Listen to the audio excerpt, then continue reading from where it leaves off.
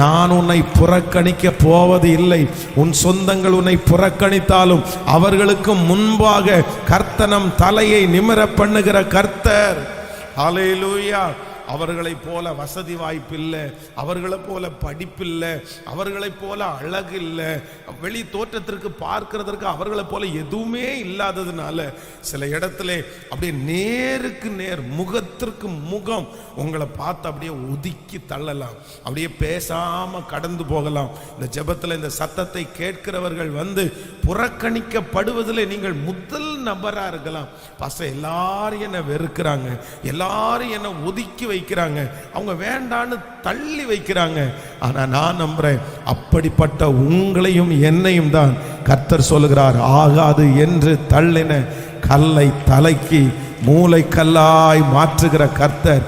ஒரு நாள் கர்த்தர் உங்களை தலைக்கு மூளைக்கல்லாய் மாற்றுவார். எந்த இடத்தில் நீங்கள் புறக்கணிக்கப்பட்டீர்களோ அந்த இடத்துல கர்த்தர் உங்கள் தலையை நிமிர பண்ணுகிறதை நாங்கள் பார்க்க போகிறோம்.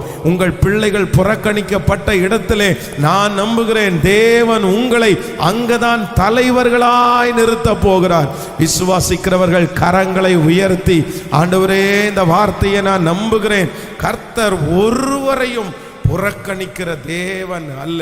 இன்றைக்கு இந்த ஜெபத்துல நம்ம கலந்து கொள்றோம் என்றால் நான் நம்புகிறேன், ஏன் இந்த ஜெபத்துல உட்கார்ந்து இருக்கிறோம்னா கர்த்தர் நம்மை புறக்கணிக்காததுனால தான் இந்த ஜெபத்துல நம்மளை உட்கார்ந்துட்டு இருக்கிறோம். எத்தனையோ பேர் நம்மை புறக்கணித்தார்கள், ஆனால் கர்த்தர் நம்மை தம்மிடமாய் சேர்த்து கொண்டார். அவர் ஏன் புறக்கணிக்க மாட்டார் அப்படின்னா, நீங்கள் வேதத்துல ஒரு வசனத்தை வாசிக்க முடியும். அவர் ஒரு மனிதனை அவ்வளோ சீக்கிரமாக புறக்கணிக்க மாட்டார். ஏசாயாவின் தீர்க்க தரிசன புஸ்தகம் 53ஆம் அதிகாரத்திலே நீங்கள் 3வது வசனத்தை வாசிப்பீர்களே ஆனால், ஏசாயாவின் தீர்க்க தரிசன புஸ்தகம் 53ஆம் அதிகாரத்திலே 3வது வசனத்தை வாசிக்கலாமா?